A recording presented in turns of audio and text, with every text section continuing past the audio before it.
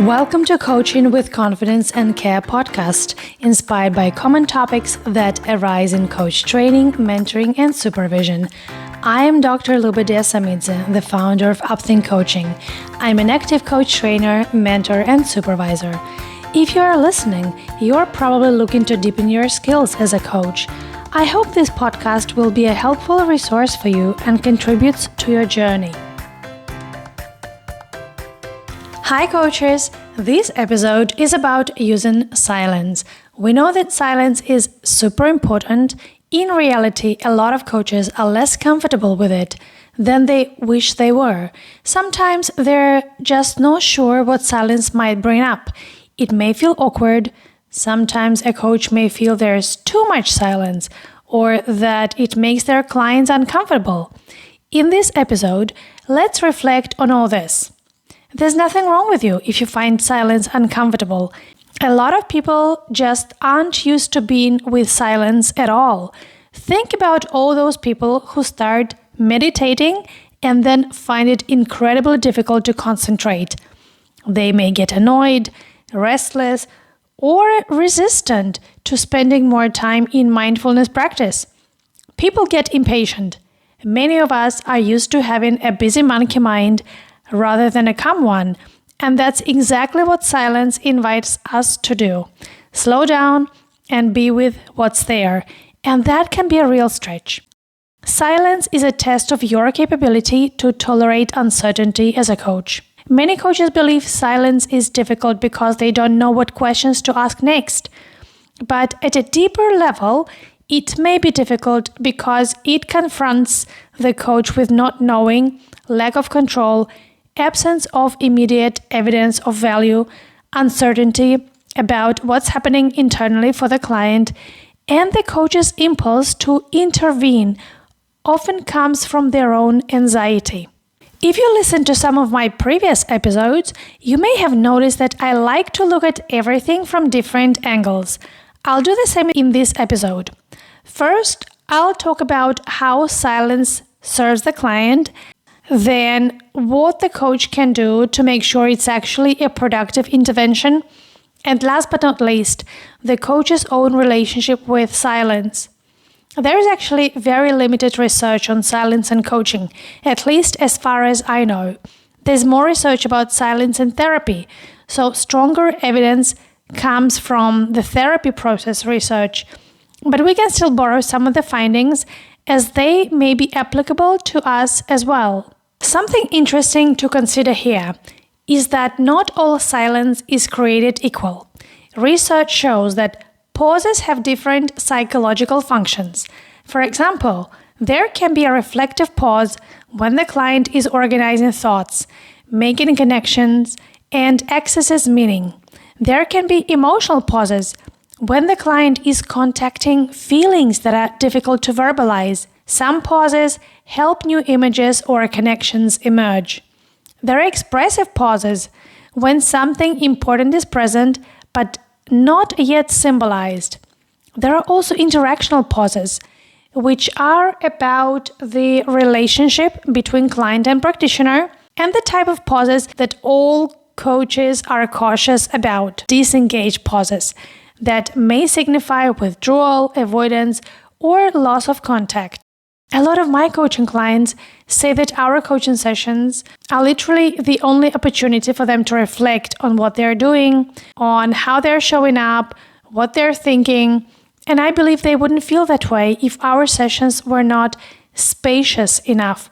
Experienced practitioners will also use silence to give room for a client's emotional expression so that they do not suppress any emotions that are meaningful and can create additional awareness for the client or help the client progress in the conversation. So don't think that silence means the client is stuck. Maybe you've touched on some sensitive territory and the client is facing a hard truth. You can help them stay with it and navigate it safely without immediately going into solutions and see what insights might come out of it. Silence may sometimes show clients' defenses, especially when you ask them a challenging question. Silence may trigger emotions, and clients can become upset or overwhelmed.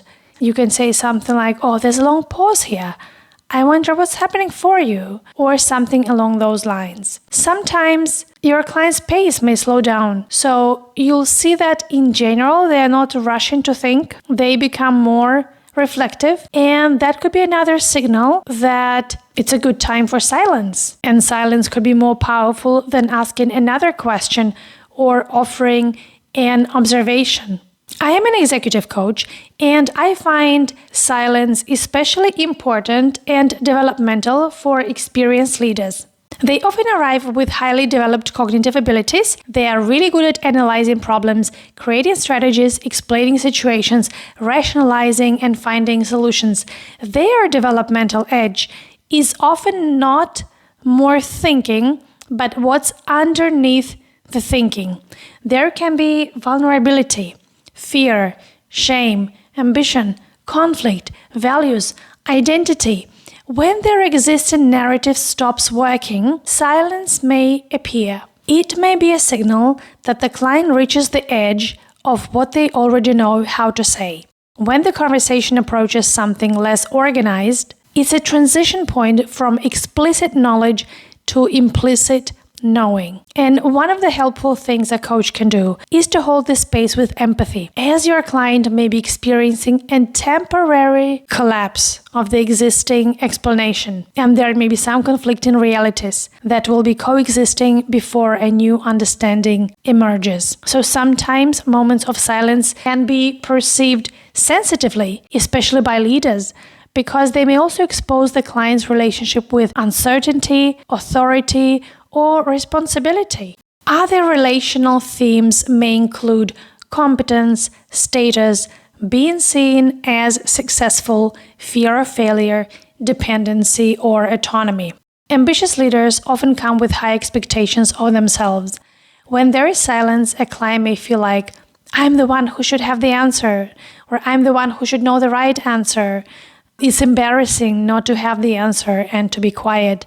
"I'm the one who should come up with the answer as soon as possible." Silence may reveal something about them that may be difficult to be with.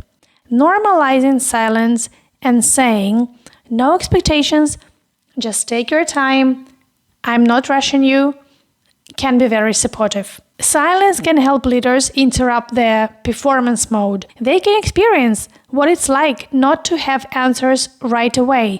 And that can actually be quite an enriching experience because it can help expand their range of possible behaviors and reactions. If leaders can tolerate silence better, they may start to talk less and listen more, especially during those coaching moments when they want to focus on developing their team. When leaders can be with silence, they can tolerate their own silence, then they can create time and space for other people to think. Another benefit for leaders is that silence can shift them into an observer perspective. Leaders often operate inside the system, and silence creates a moment where they can step back and observe themselves operating within the system. Being in silence helps leaders be with not knowing, develop greater tolerance of uncertainty. It also trains them on holding emotional complexity.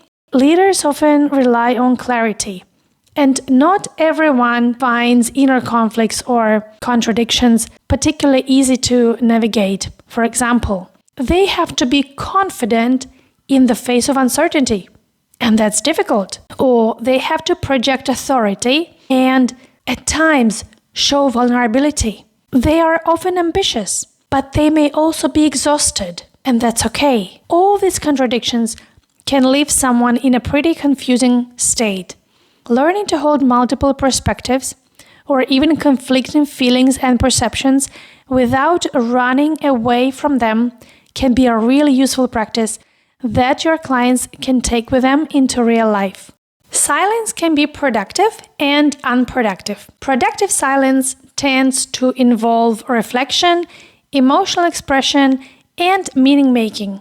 It allows your client to reconnect with a deeper, less obvious material that may not be on the surface. For example, a coach says, You said you want your direct reports to solve problems that they are capable of solving, but you cannot help jumping in to help them. What makes you jump in?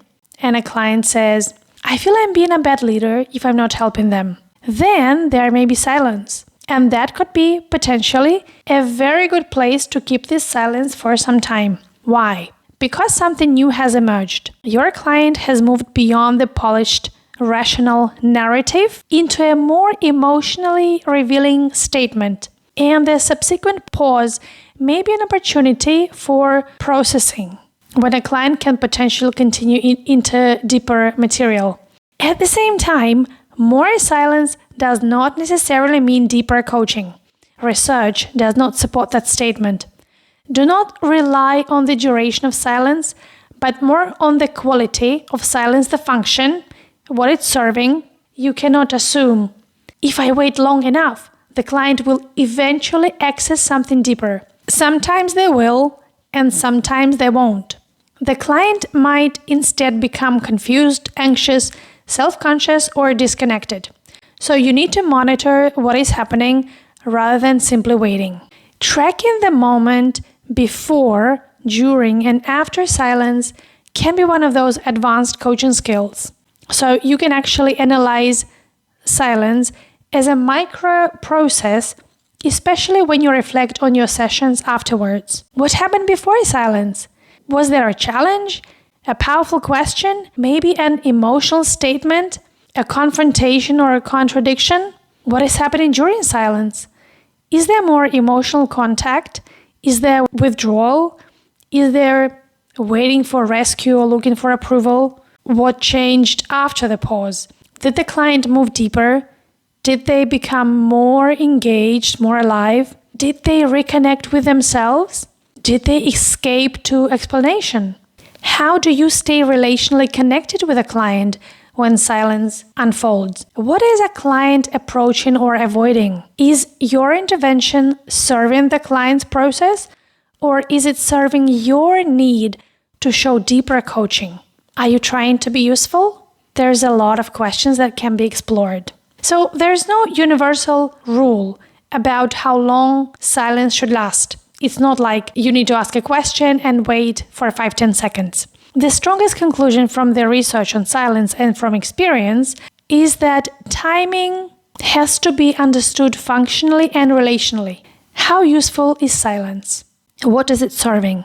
Silence is more likely to be useful when it follows a psychologically significant moment and when your client is actually using the space productively. Counterproductive pauses are often associated with not a very strong coaching alliance. At Upthink Coaching, we often look at the relationship between the coach and the client because we see coaching as a relational modality. Silence happens within the relationship between two people, and it can have completely different meaning depending on the level of trust, previous relational experiences, psychological safety, or the client's expectation of authority.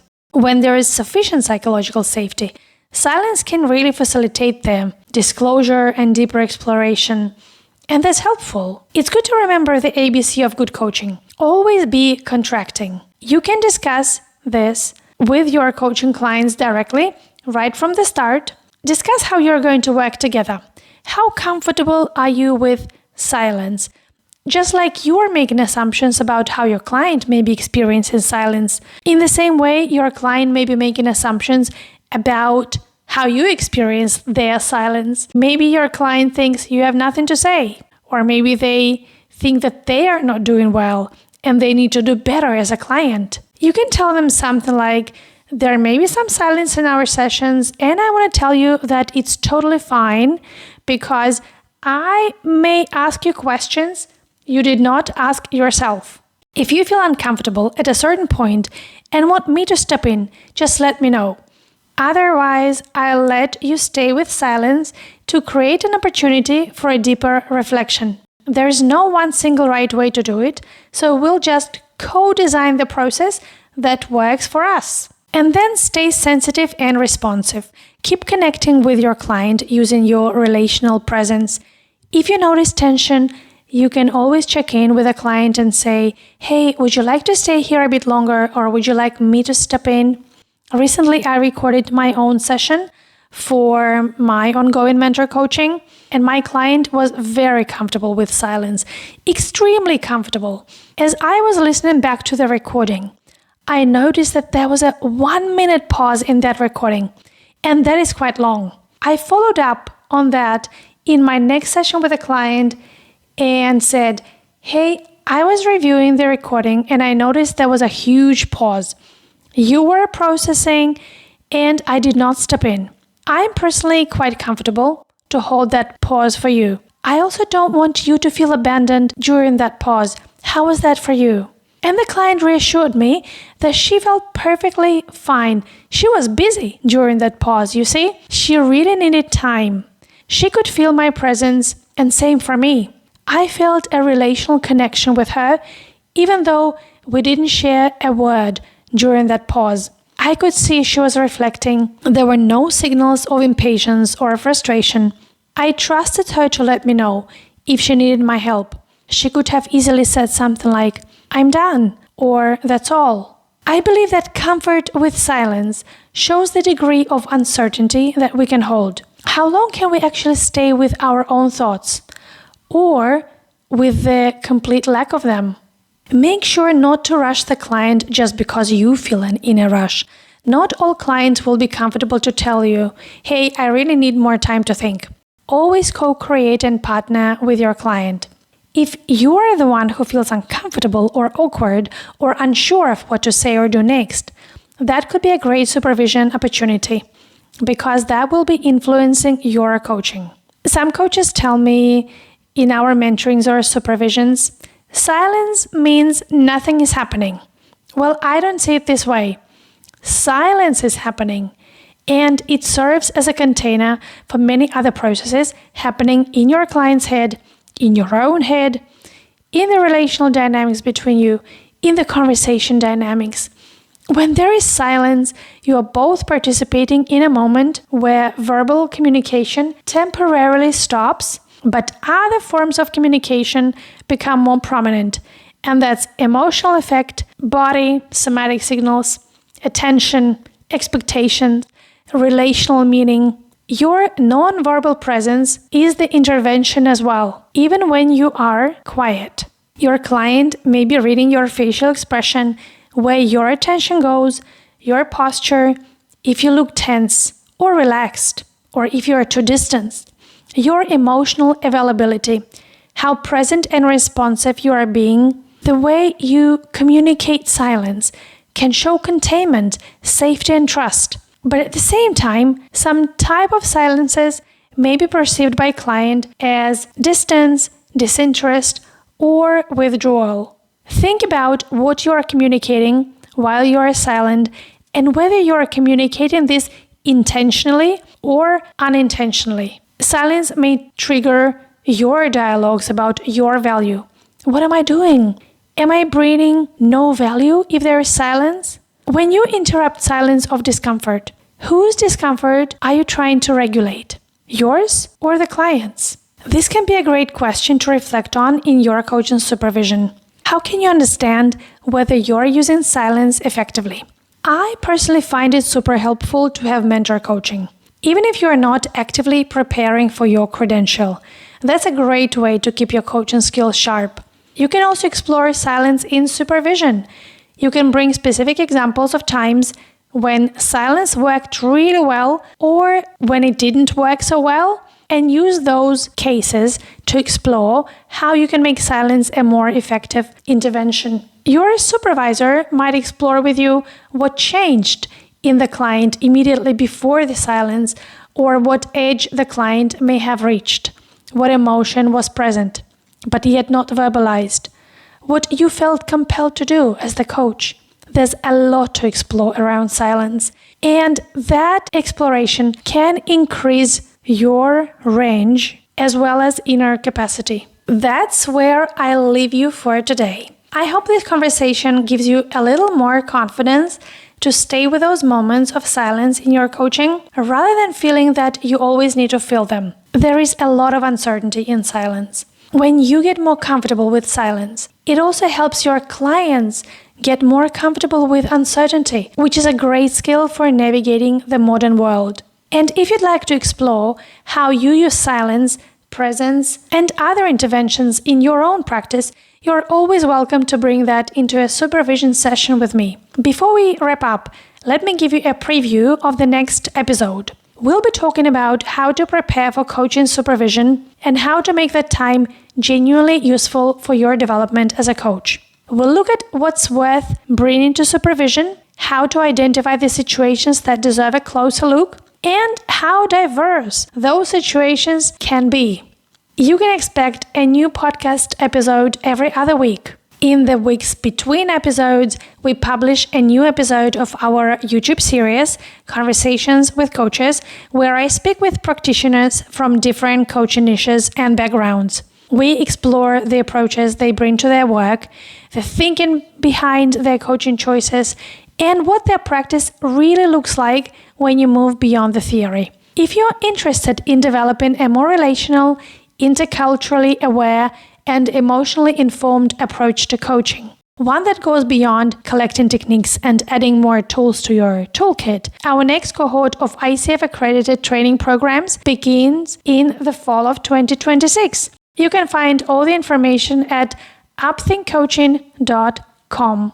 It's upthinkcoachingaltogether.com. And if you're looking for a dedicated space to examine your practice, deep in your reflection, and continue developing as a practitioner, I always offer individual mentor coaching and coaching supervision. Thank you for spending this time with me. I hope this episode gave you something to notice the next time a moment of silence appears in one of your coaching conversations. And perhaps a little more curiosity about what might happen if you don't rush to fill it. Until next time, take good care.